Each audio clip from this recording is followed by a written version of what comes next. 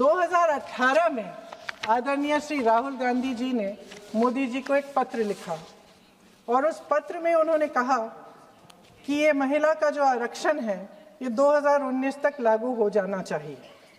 मुझे लगता है कि यहाँ आकर प्रधानमंत्री जी राहुल जी का मजाक तो बना लेते हैं, लेकिन घर जाके उनकी बातों पर गौर करते हैं। अगर पद खोने का डर नहीं है तो कुछ लोग अपना पद खोलें।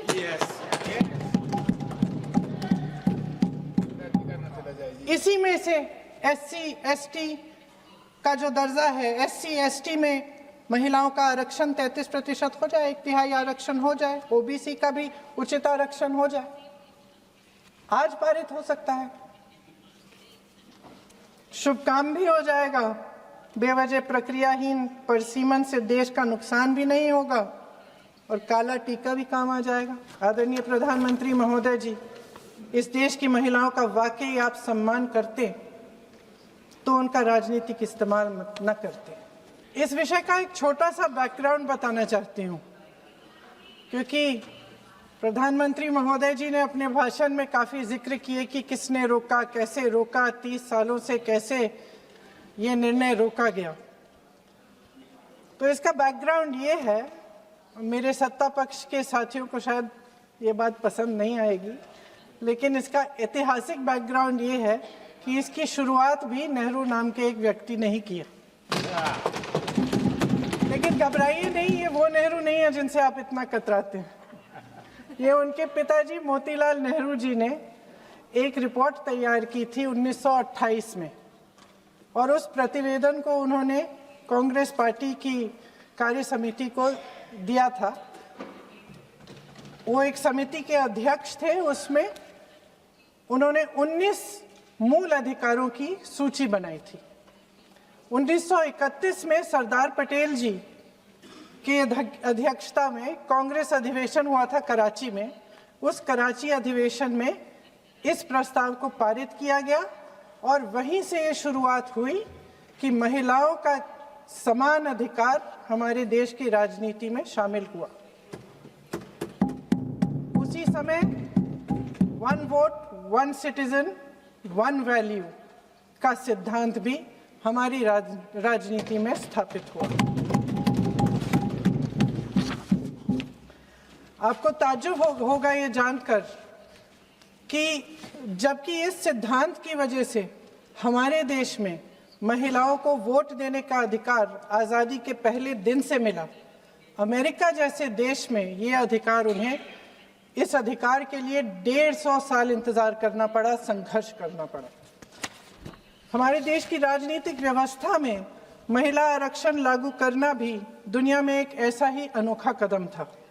पंचायतों और नगर पालिकाओं में 33% आरक्षण का प्रावधान भी भारतीय राष्ट्रीय कांग्रेस की सरकार ने स्वर्गीय राजीव गांधी जी के नेतृत्व में सदन पटल पर पहली बार पेश किया, मगर उस समय ये प्रावधान पारित नहीं हो पाया। आज आदरणीय प्रधानमंत्री महोदय जी ने भी इसका जिक्र किया, लेकिन हमेशा की तरह उन्होंने आधी बात बोल दी। उन्होंने कहा, सदन को ये बताया कि विरोध करने वाले कौन थे, उन्होंने ये नहीं बताया। उन्होंने कहा कि इसका विरोध हुआ, कौन किसने विरोध किया और नहीं बताया। विरोध तो आप ही ने किया था, भाजपा ने। कुछ सालों बाद स्वर्गीय श्री PV नरसिम्हा राव जी के नेतृत्व में कांग्रेस सरकार ने इस कानून को सदन में पारित करके लागू किया। आज अपने भाषण में प्रधानमंत्री जी ने जब पंचायत की आंदोलित महिलाओं का जिक्र किया, तो ये समझ लीजिए कि इस कदम के चलते ही आज 40 लाख पंचायत प्रतिनिधियों में से 15 लाख महिलाएं हमारे लोकतंत्र में भागीदार हैं। 2010 में स्वर्गीय प्रधानमंत्री डॉक्टर मनमोहन सिंह जी और UPA की अध्यक्ष श्रीमती सोनिया गांधी जी के नेतृत्व में कांग्रेस पार्टी ने लोकसभा और विधानसभा में महिलाओं को आरक्षण देने का फिर से प्रयास किया। राज्यसभा में इसे पारित भी कराया, लेकिन लोकसभा में आम सहमति नहीं बन पाई। 2018 में आदरणीय श्री राहुल गांधी जी ने मोदी जी को एक पत्र लिखा और उस पत्र में उन्होंने कहा कि ये महिला का जो आरक्षण है ये 2019 तक लागू हो जाना चाहिए। मुझे लगता है कि यहाँ आकर प्रधानमंत्री जी राहुल जी का मजाक तो बना लेते हैं, लेकिन घर जाके उनकी बातों पर गौर करते हैं, क्योंकि हम आज उसी बात पर चर्चा कर रहे हैं। वैसे आज प्रधानमंत्री जी की बातों से ये लगा कि भाजपा ही महिला आरक्षण के चैंपियन, प्रस्तावक और सबसे बड़े समर्थक रहे हैं। इनके पूरे भाषण में यही बात थी, जबकि ये कह रहे थे कि इन्हें इसका श्रेय नहीं चाहिए। कोई भी महिला आपको बता देगी कि बार बार बहकाने वाले पुरुषों को महिलाएं झट से पहचान लेती हैं। थोड़ी सावधानी बरत लीजिए, पकड़े जाएंगे। आखिर जब 2023 में राहुल जी के पत्र को पढ़ने के कुछ सालों बाद, हाँ, उसके बाद पढ़ लिया। आखिर जब 2023 में आदरणीय प्रधानमंत्री नरेंद्र मोदी जी की सरकार ने यह अधिनियम सर्वसहमति से पारित किया, तब भारतीय राष्ट्रीय कांग्रेस ने अपनी विचारधारा के अनुकूल इसका पूरा समर्थन किया। आज भी इसमें कोई शक नहीं होना चाहिए कि भारतीय राष्ट्रीय कांग्रेस महिला आरक्षण के पक्ष में डट कर खड़ी है और खड़ी रहेगी। लेकिन अध्यक्ष महोदय, सच्चाई ये है कि आज की चर्चा दरअसल महिला आरक्षण पर है ही नहीं। जो विधेयक के सरकार ने पेश किया है, उसका प्रारूप हमने पढ़ा, उससे पूरी चर्चा ही बदल गई है। उनकी सरकार के इस विधेयक का सार सुनिए। सबसे पहले इसमें लिखा है कि संसद में महिला आरक्षण 2029 तक लागू होना चाहिए। अब सहमत है। फिर कहा गया है कि इसे लागू करने के लिए लोकसभा सदस्यों की संख्या 50% बढ़ानी पड़ेगी। मतलब कि सीटों की संख्या 543 से बढ़कर 850 तक बढ़ाई जाएगी। और इन सीटों को बढ़ाने के लिए एक परिसीमन आयोग बनाया जाएगा, जो 2011 की जनगणना को आधार बनाकर ये कार्य करेगा। ऊपर से इसमें कोई आपत्तिजनक बात नहीं लगती, मगर इसे गहराई से समझा जाए तो इसका असली मकसद उभरता है। वह राजनीति की बू जिसका जिक्र प्रधानमंत्री महोदय ने किया, वह राजनीति की बू इसमें पूरी तरह से घुली हुई है। दरअसल इसी सरकार ने महिला आरक्षण का जो विधेयक सर्वसहमति से 2023 में पारित कराया था, उसमें 2 चीजें थी जो इस विधेयक में नहीं है। उसमें लिखा था कि इसे लागू करने से पहले नई जनगणना और परिसीमन कराई जाएगी। अब अचानक क्या हो गया? मन बदल गया। वही सरकार पुराने आंकड़ों के आधार पर क्यों आगे बढ़ना चाह रही है, और इतनी जल्दबाजी क्यों? अध्यक्ष महोदय, ये हमारे देश की सच्चाई है कि प्रतिनिधित्व का सवाल जनसंख्या के सवाल से जुड़ा हुआ है। जब तक जातीय जनगणना नहीं होती, सभी वर्गों को उचित प्रतिनिधित्व नहीं मिल सकता। यह अनिवार्य है। ये सरकार 2011 की जनगणना पर आगे बढ़ना इसलिए चाहती है क्योंकि इस जनगणना में ओबीसी वर्ग की संख्या ही नहीं है।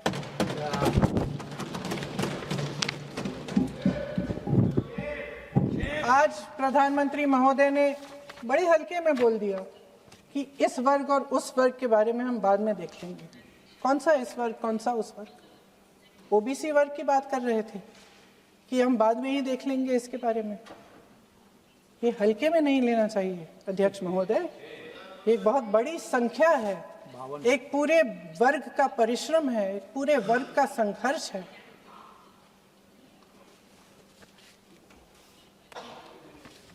इसे टेक्निकल मुद्दा बता के उन्होंने अपना पल्ला झाड़ दिया।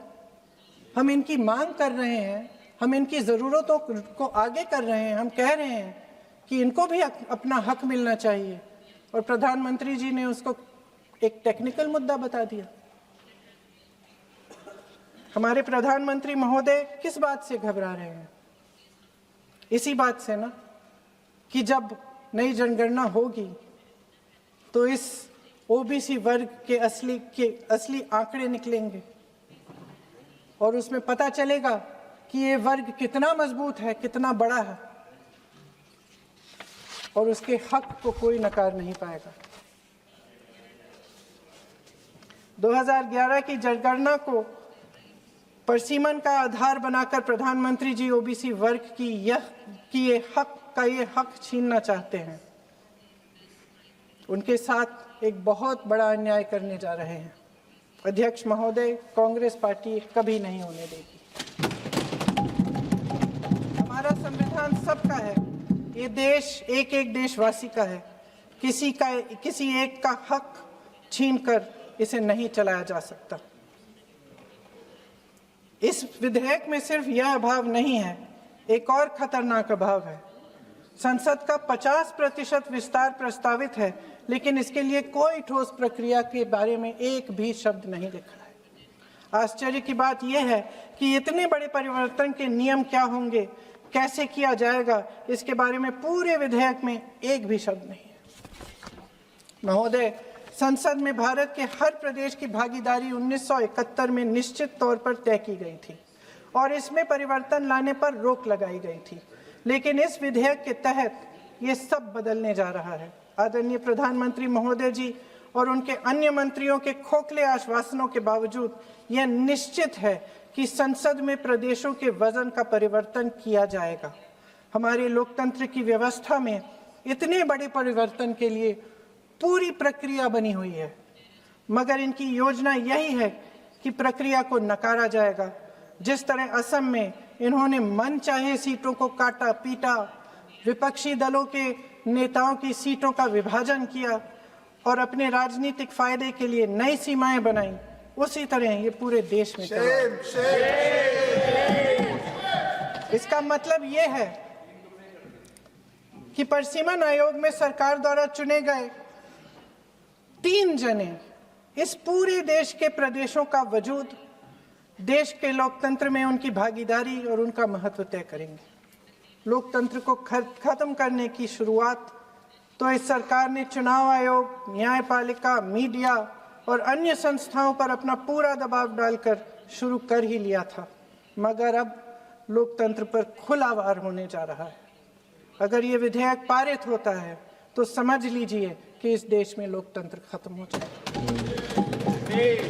हमारी मातृभूमि की अखंडता का आधार है 1 सिटीजन 1 वोट 1 वैल्यू। अलग अलग राज्यों का दर्जा बगैर किसी संवैधानिक प्रक्रिया के तय करना इस अखंडता पर वार है। इससे हम कैसे सहमत हो सकते हैं?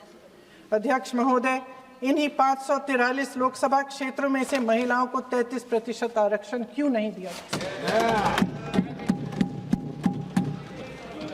अगर पद खोने का डर नहीं है तो कुछ लोग अपना पद खो लें।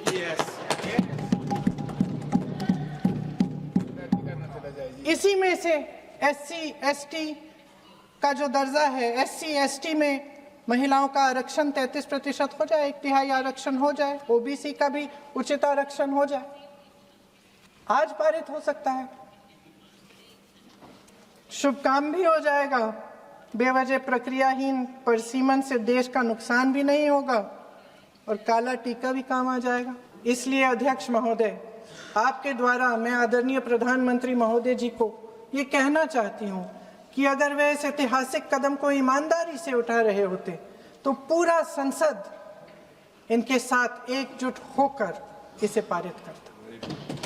लेकिन देश की महिलाओं के नाम पर इस देश के बुनियादी ढांचे, इसकी अखंडता के साथ खिलवाड़ करने की कोशिश ने इस विधेयक का मकसद ही बदल डाला है।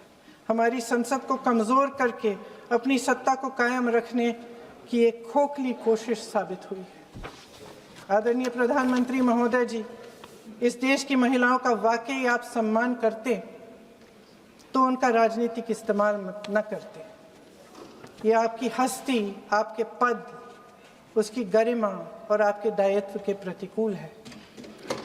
आपने ही कहा था कि भारत की हर नारी का ये हक है, उसका अधिकार है, किसी की मेहरबानी नहीं। आज नहीं तो कल उसे ये हक मिलेगा और इस हक को वे पूरी जिम्मेदारी से देश की अखंडता और एकता को बचाने के लिए इस्तेमाल करेंगे। हम आपके इन तीनों विधेयकों का सख्त विरोध करते हैं, लेकिन अभी भी आप एक ऐसा निर्णय ले सकते हैं जो सर्वसहमति से इस सदन में पारित हो जाएगा और हमारे देश की हर नारी को अपनी असली शक्ति को धारण करने का मौका मिलेगा। मैं आपके द्वारा प्रधानमंत्री जी से अपील करती हूं कि मन बनाएं, साहस करें, सही निर्णय ले लें। हम सब उनके साथ खड़े रहेंगे।